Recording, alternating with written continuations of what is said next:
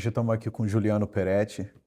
Vamos começar então. Se introduz, Obrigado, por Danny. favor. Obrigado por ter me Prazer. convidado. Agradeço. Estamos aqui no Founders Club. É um shooting range em Fort Lauderdale. Bom, me fala mais sobre você um pouco. Tá, bom, meu nome é Juliano Peretti. Eu tenho um canal aí no YouTube, Juliano Peretti, já há um bom tempo. Eu comecei com o Gustavo, um amigo meu, grande amigo, né, no canal Patriota Armado. E em 2025, né? Até por conta das nossas agendas serem bem complicadas, eu falei, Gustavo, fica com o canal Patriota Armado que eu vou fazer o meu, Claro. porque assim, quando você tem um canal de armas com mais uma pessoa, é difícil às vezes você equalizar as agendas, né? Claro. Então, as nossas agendas estavam bem complicadas. O Gustavo ele tem um trabalho maravilhoso como School Guardian, que é um trabalho fenomenal aqui na Flórida, porque infelizmente as escolas aqui são alvos, né? Assim, Danny, você que estuda bastante sobre isso, sabe que os locais onde são proibidas armas normalmente são onde acontecem algumas tragédias. E aí ele tem muito treinamento, então a gente acabou resolvendo, mas sempre que possível a gente faz algum material junto. Sigam também o canal Patriota Armado, por favor. E aí eu sempre gostei de armas, né? E no Brasil sempre foi muito difícil, muito complicado. E aí acabava que eu não tinha acesso, eu não tinha tanto interesse. Quando eu mudei para os Estados Unidos, e aí eu comecei realmente a estudar, né? A minha especialidade é gestão por processo, então eu comecei a estudar os conceitos básicos, porque é o que eu falo para todo mundo, né, Danny? O fato de você possuir uma arma, ele é o final. Existe todo um processo que você precisa primeiro entender a cultura americana, você está aqui desde criança, então você já incorporou isso. Então é fundamental que primeiro você entenda os motivos pelos quais a Constituição te permite, né? Porque eu falo para todo brasileiro, nos Estados Unidos é um direito, não é um privilégio, é um direito. Mas é um direito cercado de responsabilidade.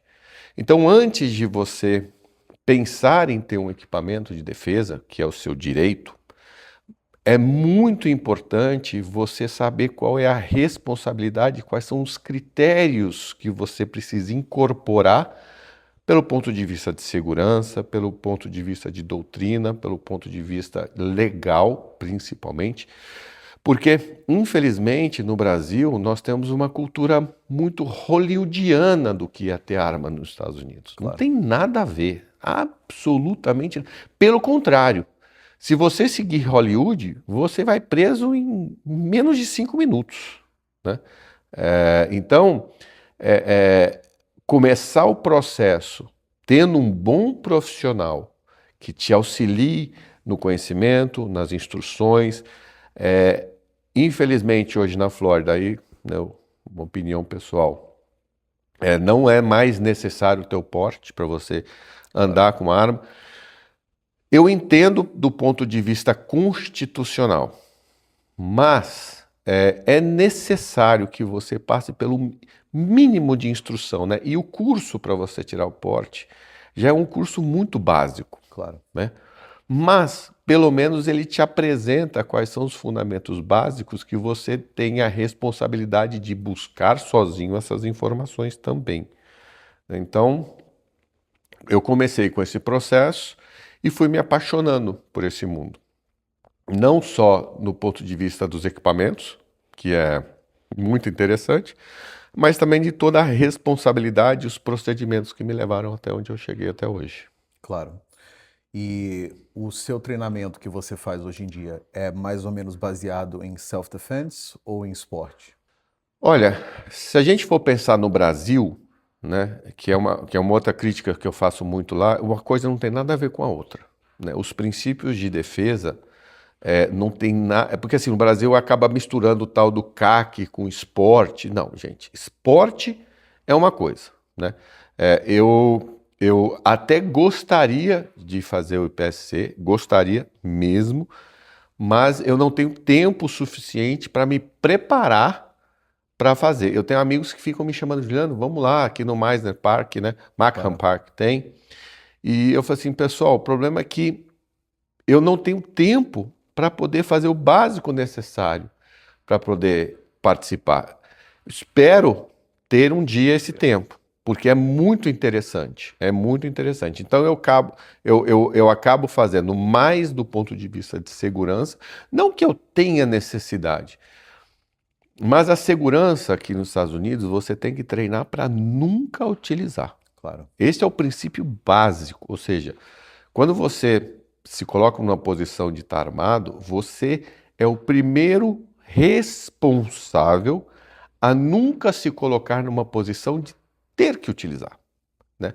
E eu falo isso para muita gente, assim, isso não é eu não estou dando um conselho jurídico, tá? Mas parte do meu treinamento, né? Ou seja,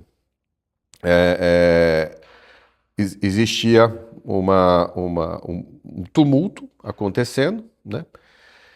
E a gente estava sentado numa sala. E esse tumulto começou a vir para cima da gente. Aí parava o treinamento, ou seja, as pessoas. Aí, involuntariamente, você acaba levantando e saindo. Depois existia uma roda de bate-papo para explicar os motivos pelos quais. Ou seja, se você não está envolvido no assunto e você está armado, você é obrigado a sair. Claro. A sair de lá. Por quê? Do ponto de vista legal, mais uma vez, não é um aconselhamento jurídico, mas do ponto de vista prático, né, de vivência nossa, numa eventual... E aí você pode se colocar numa posição de ficar encurralado e ter que se proteger, mas se você tiver tido a oportunidade de sair daquela bagunça, a promotoria vai vir para cima de você, mas vai falar assim, por que você ficou lá? Aí dá a sensação que você ficou porque você tinha como se defender e você se coloca numa posição de usar. Tem várias nuances que você tem que entender e por isso que eu falo, não é igual, né, o pessoal, qualquer coisa se entrar na minha casa eu dou um tiro pro alto. Mas pode fazer isso, entendeu? Assim, então é fundamental você ler e cada estado tem uma legislação. Lógico, existe um princípio básico que é o direito de você ter arma. Agora, a forma de utilização, existem alguns estados que inclusive colocam limites de capacidade nos carregadores e tem alguns estados que existem problemas inclusive com o tipo de munição que você usa. Então não adianta você simplesmente comprar um equipamento e não estudar, né? Então são 51 estados, você tem que ler e entender, questionar, perguntar, sempre procure um profissional local. As polícias daqui são muito solistas em relação a ajudar. Olha, procure um instrutor assim, você pode ir na delegacia, tem vários policiais que fazem esse serviço também, então eles estão dispostos a ajudar. O que você não pode ter é vergonha de perguntar. Claro. Né? Isso é que é bom aqui nos Estados Unidos. Como tem muita gente, tem muito conhecimento, você tem muito acesso à informação. Agora, aí é que está a responsabilidade. Você nunca vai poder alegar ignorância, porque o acesso à informação é muito fácil. Basta você perguntar. Né? Procurar. Então, esse é o tipo de coisa que eu tento passar um pouquinho no canal. E aí, voltando à pergunta sobre esporte, hoje eu faço mais o meu lazer, né?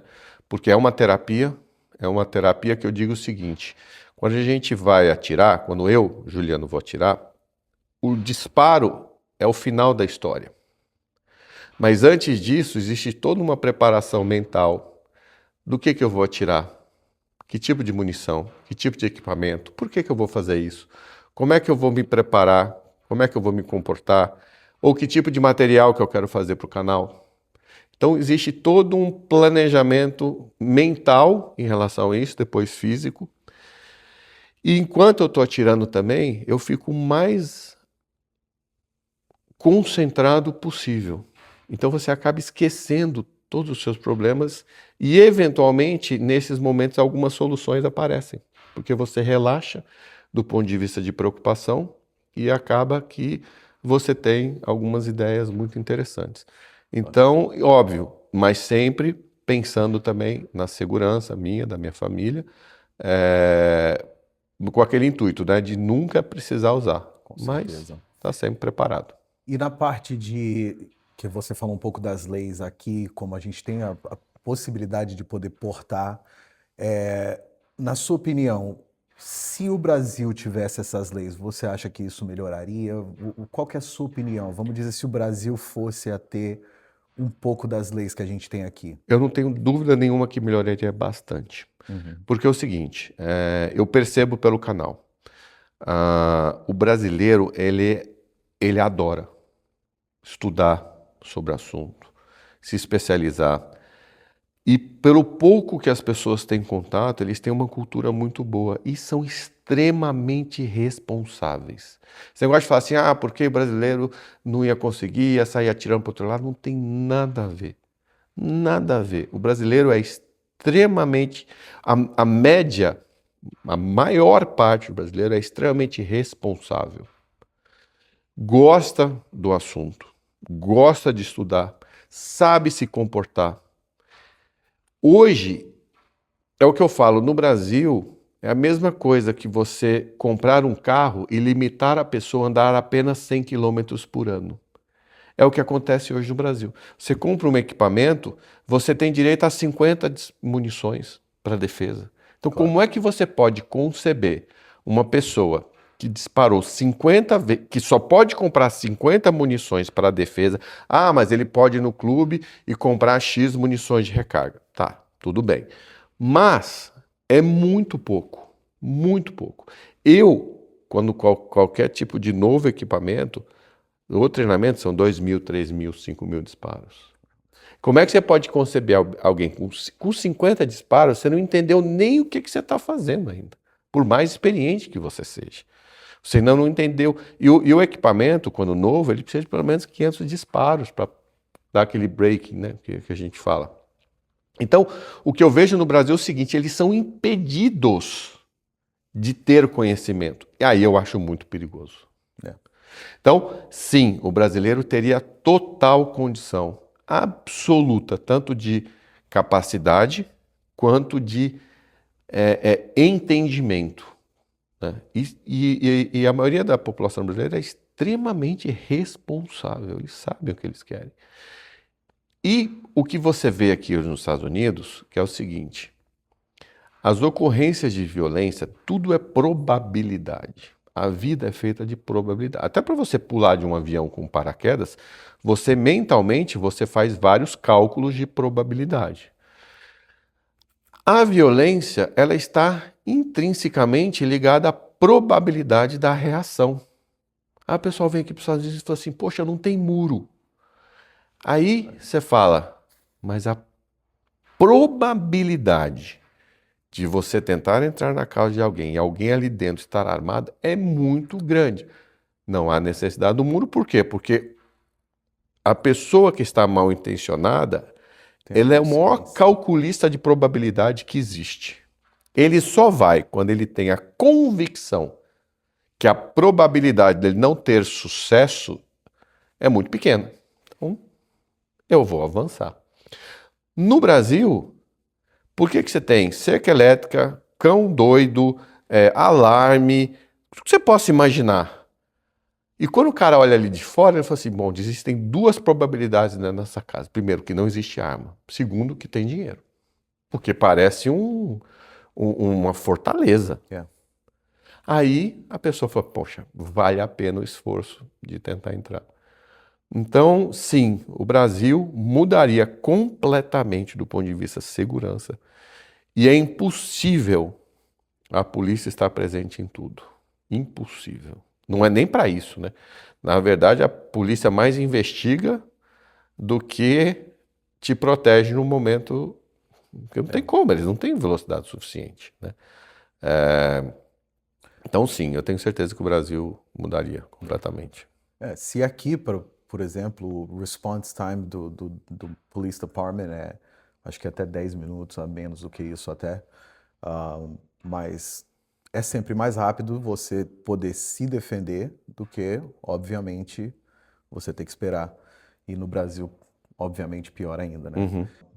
Mais cedo você estava falando um pouco da lei da Flórida, que agora é permitless carry. Obviamente, concordo com você também. Eu acho que você tem que ter um treinamento, você tem que ter uma certa entendimento do que você está portando, do que você está carregando. A outra opinião que eu queria saber de você é sobre o open carry. No seu caso, você concorda? Acha que deve? No seu caso, você faz open carry ou não? Quando saiu a questão do open carry aqui na Flórida, open carry, pessoal, é você poder portar o equipamento de forma ostensiva, ou seja, para fora. Então, Denis, você estava me perguntando sobre o open carry. Quando saiu a autorização, né, o entendimento constitucional que o Senado e a Suprema Corte da Flórida determinou, a princípio eu falei assim, isso não vai dar certo. Mas é aquele certo preconceito que nós temos em relação a algumas regiões aqui da Flórida. Eu falei, não, o pessoal vai abusar do direito. Mas você começa a se questionar, e aí eu vi em alguns lugares, realmente o pessoal festejou nas primeiras 2, 3 semanas, tal, aquele blá blá blá, o pessoal andando de moto com a R15 e tal, sei lá o quê. Só que chega uma hora o cara fala assim, cara, tô fazendo papel de idiota, né? Porque é o seguinte, o civil, qual que é o princípio da defesa? Que principalmente do ponto de vista do civil, é não se colocar numa posição ostensiva. Claro. É contra o princípio da defesa você mostrar que você está pronto para se defender.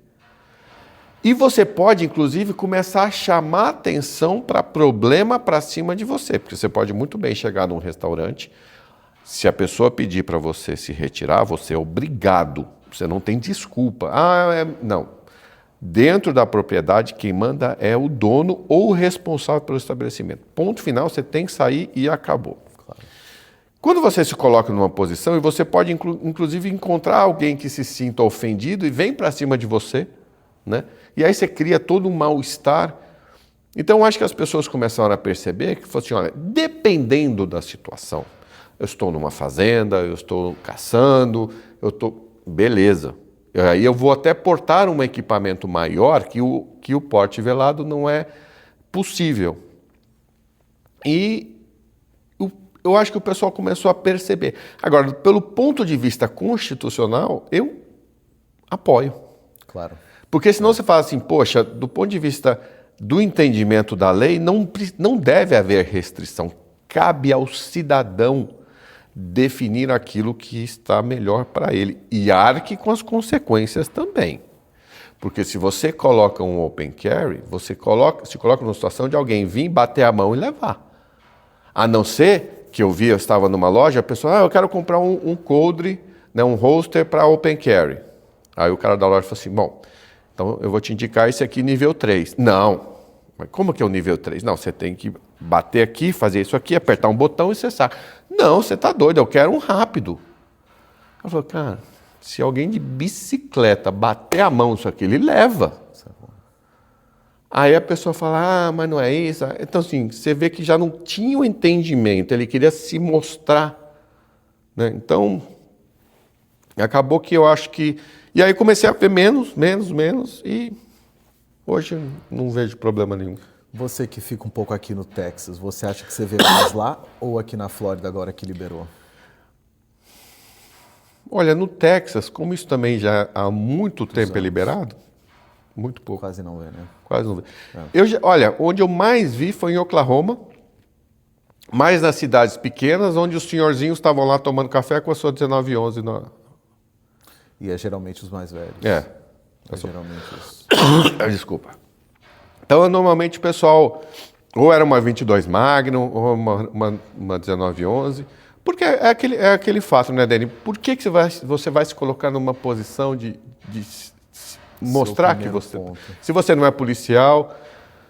Então, acho que não tem necessidade. O que eu realmente concordo é o fato do entendimento dar ao cidadão o direito de escolha. Aí, beleza. Aí cada um arca com suas consequências. Claro. E você, como eu até estava falando, você viaja do Texas para a Flórida. Geralmente, quando você viaja com a sua arma? Sim. Você transporta ela, Transporto, faz o processo todo. E o que você geralmente carrega todo dia, o seu portamento diário? O que você geralmente porta? Eu, depois que lançou a Bodyguard, a 2.0, a 380, eu acabei, que ela é extremamente confortável para portar, eu acabei optando por ela, né? E eu tenho grandes amigos, inclusive youtubers gigantescos americanos. Eu encontrei eles no evento da Glock e de 10 que eu perguntei, 8 usam a bodyguard. E pelo conforto, e principalmente os ambientes onde eu frequento, uma 380, tá bom. Então você vai mais pelo conforto, né? Eu gosto muito da Smith & Wesson, então eu porto ainda boa parte do tempo, quando é 9mm, a Shield X com compensador, a Comp. Eu portei durante anos a Shield Performance Center, tá? Eu gosto demais da... Eu nunca me adaptei muito bem a 43X, até porque na 43X da Glock, eu fiz a modificação para colocar o carregador de 15, que eu achava 10 muito pouco, e eu nunca gostei do gatilho da Glock, então eu coloquei um gatilho da Glock, né, o Performance.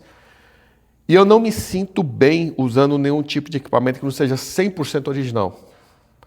Porque eu sei que isso pode te dar problema numa eventual necessidade de uso. Então, assim, você ter um equipamento original é sempre mais recomendável, tá? Porque você vai ter menos questionamento. Ah, mas você preparou para isso? Você preparou para... Ó, eu já vi gente tendo problema porque colocou um adesivo na arma de tipo... Alguma coisa escrita. Alguma coisa assim. Então, não. Então, e eu gosto muito da Smith & Wesson, gosto muito da FN, Reflex também, que eu acho muito boa, mas tudo isso é treinamento, né? Então, assim, eu não porto nada que eu não tenha 2.000 disparos. Nada, assim. Nem cogito, tá? Porque Juliano, tá? Eu não me sinto preparado do ponto de vista mental, motor, de disparo ou de precisão. Porque eu falo o seguinte, tudo é precisão, porque você não tem direito a errar, né? Então, eu mudo pouco os meus equipamentos, então eu sempre mantenho mais na linha Smith & Wesson, que é o que eu tenho mais treinamento e mais conforto. Então, eu fico boa parte do tempo com uma 380, que me atende muito bem, ou às vezes uma 9mm também me atende muito bem, né? Então, eu estou sempre entre a micro compacta e a subcompacta. Entendi. E em termos de AR, você prefere AR, AK? AR. AR. Nossa Senhora, mas muito mais. Assim, é engraçado, do ponto de vista de fazer, até a diversão, né, quando você vai no clube de tiro, é interessante você disparar com uma AK, né? Mas a AR me dá mais possibilidade de colocar um red dot. A AK também dá, mas é meio adaptado, né? Então, gosto, tenho AK, acho bem legal, respeito total a história, é como uma 1911. Adoro, mas disparo pouco, tá? Porque eu tenho outros equipamentos que eu acho mais interessante. Mas do ponto de vista de proteção residencial, eu tenho AK, eu tenho a AR pronta, mas eu nem cogito uma AK. Nem cogito. Claro. Por quê? Principalmente agora, com o fato de você poder comprar os supressores com mais facilidade, a AR é muito mais bem preparada para isso, né? E é interessante que você tenha equipamentos suprimidos para defesa residencial, porque você não vai ter tempo de colocar um protetor, né? Deus queira que isso jamais aconteça a necessidade de você ter que utilizar, mas eu já fiz treinamento, não recomendo fazer treinamento sem protetor auricular, pelo amor de Deus. Você, inclusive, você perde a percepção do ambiente, né? Porque fica na sua cabeça Estalo. E você não consegue ter a mesma qualidade de percepção. Uma desorientação. Né? Uma desorientação, perfeita. Essa é a palavra que eu estava buscando. Então, assim, você não vai lembrar de colocar um protetor, ligar o eletrônico, não dá, né? Então, a R é mais interessante nesse aspecto. A 300 Blackout é muito boa nesse aspecto, porque ela foi desenvolvida mais para ser subsônica e é mais do que o suficiente para você ter uma boa proteção, né? E quando você faz o suprimido com a 9mm também, eu recomendo utilizar a munição subsônica e principalmente nos Estados Unidos, onde nós moramos, por conta dos drywalls. né? Não vá colocar uma 308 que vai varar 5, 6 paredes para a defesa da sua residência. Então, tudo isso tem que ser pensado, né, Dani? Assim, o que eu vou usar? Por que eu vou usar? Onde é que eu moro? Né? Eu moro numa fazenda? Aí você pode usar até ponto .50. Não, eu moro numa townhouse. Bom, beleza. Então, tudo isso você tem que pensar. Né? Tudo isso você tem que pensar. Então, não é só qualquer coisa. Às vezes o pessoal me critica muito com... Eu já indiquei a 22 para a defesa. Porque aqui nos Estados Unidos você tem munições preparadas para a defesa, o calibre 22. E eu sei de pessoas que não têm capacidade motora de ciclar uma arma que não seja uma 22. Não tem força. Aí você vai falar, a pessoa não usa nada. Eu não usaria, mas se eu chegar ao ponto de só ela, vai ser ela. Né? E aí sim, você procura uma munição específica para defesa, que no Brasil não está disponível, aqui está. Não, você tem a Stinger, você tem a linha da Winchester, a Punch. Então, é o ideal? Não. Resolve? Resolve. Claro. Resolve. Então, para home defense, nesse caso, você preferia uma AR? Eu prefiro a R e 9mm. 9mm. Eu acho que é o... 12 não seria alguma coisa que você Para... usaria para... Não, assim, se eu morasse numa fazenda, sim. É uma 44 Magnum, uma 12, um rifle 44 Magnum, uma 12 seria interessante. Agora, uma R, com certeza, né? Com certeza. Mas a 12, eu não vejo... Na cidade, eu não vejo menor necessidade. Em uma fazenda, um local maior, beleza. Aí você usar uma buckshot, né, que tem aqueles 9 pellets, beleza. Claro. Aí eu acho que é interessante. Até porque você vai ter um disparo, você tem um espalhamento interessante se você tem espaço para isso. Né? E a própria locomoção interna, desculpa, não que você deva se locomover dentro da sua casa, pelo contrário, você tem que ficar o mais escondido possível. Eu não acho ela muito prática. Né? Não vejo. E eu já vi essa brincadeira aqui numa loja, e eu até intervi para explicar para o casal que estava recebendo a brincadeira, que aquilo era uma brincadeira. Que o vendedor falou assim, não, basta esse barulho da 12, pode estar até desmuniciada, que a pessoa sai correndo. Eu falei, pelo amor de Deus. Já escutei isso várias vezes também. Nunca se apresente com equipamento desmuniciado. Claro. Mas nunca. É melhor nem fazer. Né? Igual um amigo meu que, não, eu porto sem uma na câmera. Eu falei, cara, nunca. Não porta. Então. Não, é porque eu não tenho confiança que ela pode disparar sozinha. Então você procura, estuda um equipamento que não tem nenhuma ocorrência de disparo, joga no chão, sei lá, capota com ela, faz o que você quiser. Mas, porque o saque israelense, isso aí é lenda. Isso aí é lenda, é Mossad e tal, isso aqui é uma grande coisa. Né? Então, você precisa de um instrutor que te ensine o correto. O resto é tudo história bonitinha de Hollywood. Ainda mais como o self-defense, que seria a defesa pessoal, geralmente é bem perto. É difícil você ter o tempo de tirar. Eu já mostrei vídeos nesse aspecto que uma pessoa a 10 metros de distância com uma faca, ela chega perto de você mais rápido que você sacaria e ciclar o equipamento. Claro. Daquela porta, se alguém sai correndo com uma faca, a gente corre sérios riscos de não conseguir se defender. Então, não. Isso você jamais vai escutar o Juliano falar. Não. Então, e é o que eu te falei, tudo depende de como você se comporta no ambiente, né? E principalmente, Dani, que 78% dos casos da utilização de arma de fogo aqui nos Estados Unidos são em briga de trânsito.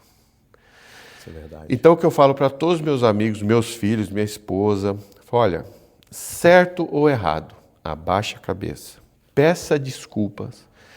Melhor salvamento, Waze ou Google Maps, qualquer coisa, vira na primeira rua, depois ele te volta para o caminho, mas não continue.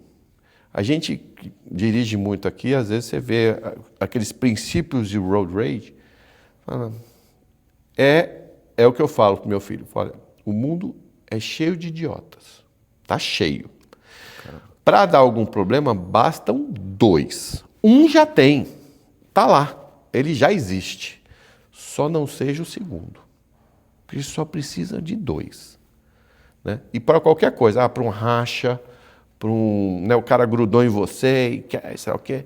Então, não se coloque nessa posição, não seja o segundo idiota. E no trânsito, principalmente os brasileiros que vêm para cá, tem que tomar cuidado. Porque tenha certeza que 90% dos motoristas estão armados. E aí você não sabe o que passa na cabeça dele, se ele, sei lá o quê. Porque sempre tem justificativa. Perdi emprego, aconteceu isso comigo, meu filho está doente. Assim, desculpas tem bilhões, né? Então, não se coloque nessa posição, né? Porque realmente é muito sério mesmo. Aqui...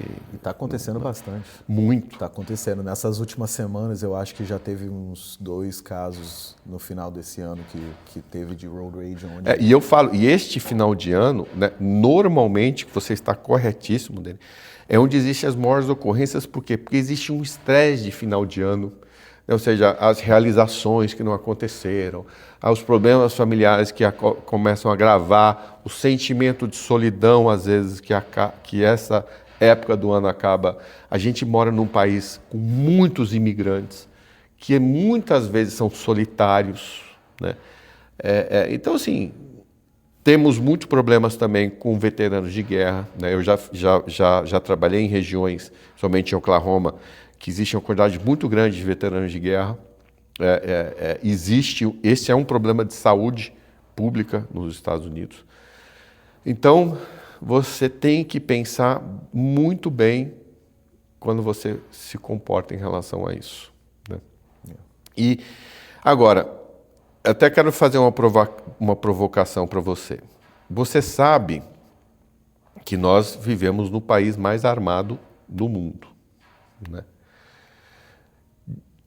Digamos que acontecesse um desastre global. Você consideraria os Estados Unidos o lugar mais perigoso do mundo nessa situação? Eu acho assim, eu acho que a gente tem bastante defesa militar, só que eu também penso pelo lado onde, se você tem um evento desse, a polícia não chega tão rápido igual a gente espera. É nessa hora que eu acho assim, é um lugar onde é perigoso, nesse momento seria, na minha opinião, acho que seria. Seria. A gente tem que torcer para que nada aconteça, né? Com certeza, fique bem. Porque as coisas estão meio quentes em volta do mundo agora. Eu não estava aqui quando teve um grande desastre natural, né? Aqui, isso foi 2008, que teve um furacão forte aqui na Flórida. A Flórida passou a ser um lugar muito perigoso, né? Naquela época, né? Porque qualquer avanço que alguém faria era tiro, né? Então tem que dar uma coisa. Uma outra coisa que é muito importante, que as pessoas precisam aprender aqui nos Estados Unidos em relação a trânsito.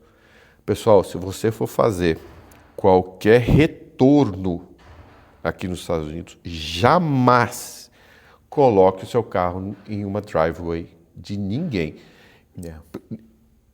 Eu estou falando assim, já houve casos, né, da pessoa tomar um tiro, mas não é nem isso, gente. É uma questão de educação. Você não coloca o pneu do seu carro na driveway de alguém que você não conhece. Isso é muito sério, tá? Não estou dizendo que se alguém coloca o carro na sua driveway, você tem o direito a tirar. Pelo amor de Deus, não. Eu estou falando assim, não se coloque nesta posição, principalmente o brasileiro. Não, eu vou ali e faço um retorninho, não. Tanto que o Waze ou esses, né, esses aplicativos jamais colocam retorno você fazendo isso, né?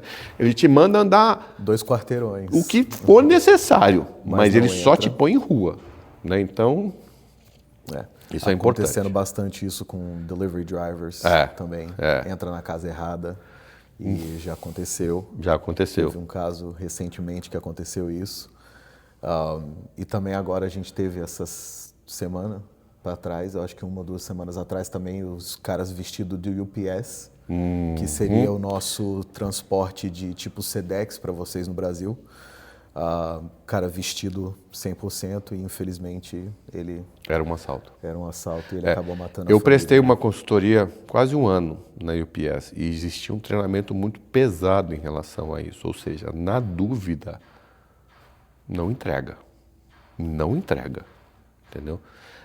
Existe um trabalho dentro da UPS muito... Eu fiz essa consultoria na UPS, então eu sei dizer. Existe um trabalho muito forte de verificação, né? E de colocar a responsabilidade em você colocar o endereço correto. Porque isso é um problema muito sério que os entregadores sofrem também, né? Ou seja, estão lá trabalhando, está ok, e de repente pode ser utilizado pelo mal feito, né? Então, todo cuidado é pouco. Todo cuidado é pouco. É isso aí. Com certeza. Bom, galerinha, então, tivemos a presença do Juliano aqui. Se vocês tiverem alguma pergunta para nós, também podem escrever nos comentários. Foi um prazer, Juliano. Foi um Nene, prazer também. muito obrigado. Prazer em Agradeço conhecê-lo. seu tempo Sucesso no e, canal. com Estou à sua certeza. disposição. O que você obrigado. precisar.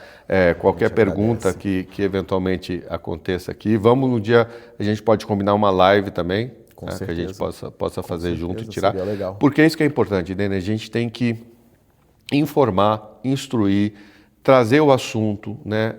Eu sempre tento comentar o máximo de perguntas dentro do canal. Eu falo assim, por isso que eu consigo te afirmar com bastante qualidade, porque a qualidade das perguntas, a educação das pessoas, o interesse que eles têm de conhecer de forma responsável, pelo menos no meu canal, 98%, 99% das perguntas são de excelente qualidade, né? E comentários também, você vê que a pessoa pesquisou, estudou, e mesmo não tendo acesso, né? Também estuda. É que nem carro, né? Às vezes aqueles hipercarros nunca chegam no Brasil, mas o brasileiro sabe até o tamanho do pneu, sabe Cada todas as peça. informações, cada peça, porque eles gostam desse tipo de informação. E a arma também traz o mesmo sentimento, né? De informação, de conhecimento, tal. Às vezes as pessoas tiveram a oportunidade de ver nos videogames e tem um sonho de ver pessoalmente, né, aquele equipamento. Então, é um ambiente muito gostoso. E você conhece pessoas incríveis aqui nos Estados Unidos. É um mundo muito responsável. Né? Que a gente, às vezes eu venho aqui no Clube de Tiro, tem famílias, né, crianças. Criança, com certeza. Então, Direto a gente vê crianças de 8, 9 anos com as 22. Quase 22, Com as treinando 22 bastante. treinando bastante para ser um dia um atirador bom, né? É isso aí.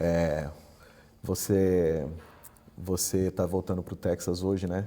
Não, volto dia 5. Volta Dia 5 estou no Texas. Volta dia 5. Bom, quando ele voltar, vamos tentar fazer uma live, vamos tentar fazer mais conteúdo e tamo junto. É isso aí, pessoal. Obrigado. Então, pessoal, Denis, todo bate-papo comigo no final termina aqui no Tem que range dar de uns tiro, tiros. tá? De lei. Então, hoje, o que eu trouxe aqui? Eu trouxe uma Walther, tá? Linda, linda. WMP em 22 Magnum. É um equipamento que eu gosto bastante, full size. O grip dele é muito bom, bem ergonômico. O gatilho dele é um gatilho bem legal, né? O 22 Magnum é um calibre interessante para a gente brincar, treinar, até para pequenas caças é bem legal, tá? Muito E bonita. eu sou apaixonado por 2011. Essa é uma Watchtower da Watchtower, a Apache, um 9mm, que ela é bifilar, ela tem 4.6 polegadas de cano com compensador integrado, tá? Para quem gosta de equipamentos full size, 2011, né? Na verdade, 2011 é de propriedade da Staccato, mas para designar equipamentos que são baseados na 1911, né? Mas são em 9mm, e esse aqui tem um compensador integrado, né? Então, e é bem gostosa. Então você começa aqui com a Walther. Fica à vontade.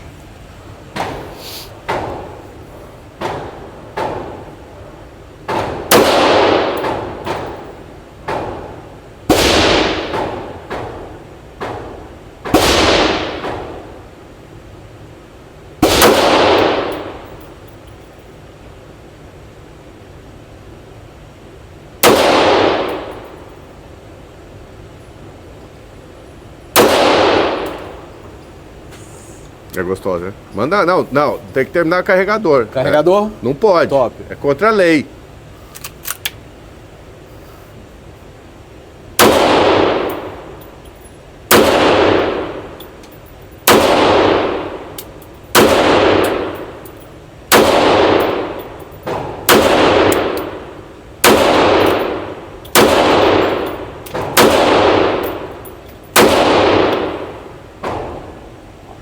Muito boa, né? Ela é muito linda. É. Muito, muito macia. Eu gosto bastante. Acho. Nossa. Esse aqui tá com Que carregador delícia. de 10. Vou disparar 10 aqui. Ela é muito macia. Ela é macia, né? Tá desligado.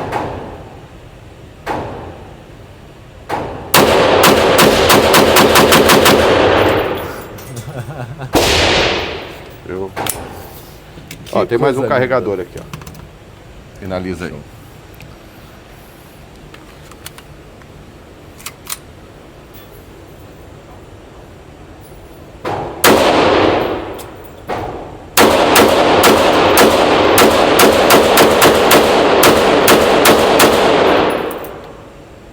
Ela é muito E macia. é extremamente precisa, né? Você vê que tudo alfa ali, extremamente precisa.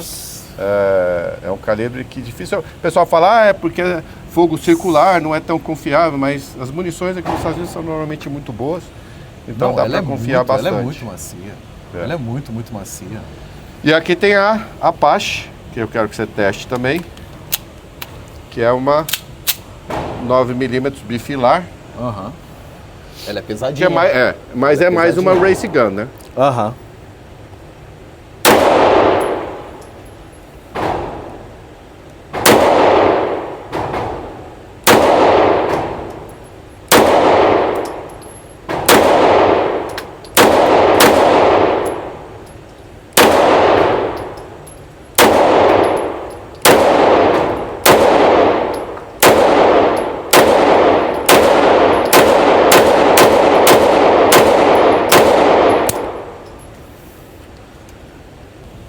Que perfeição. Eu gosto demais. Nossa senhora. Opa. Acho que tem uma aqui.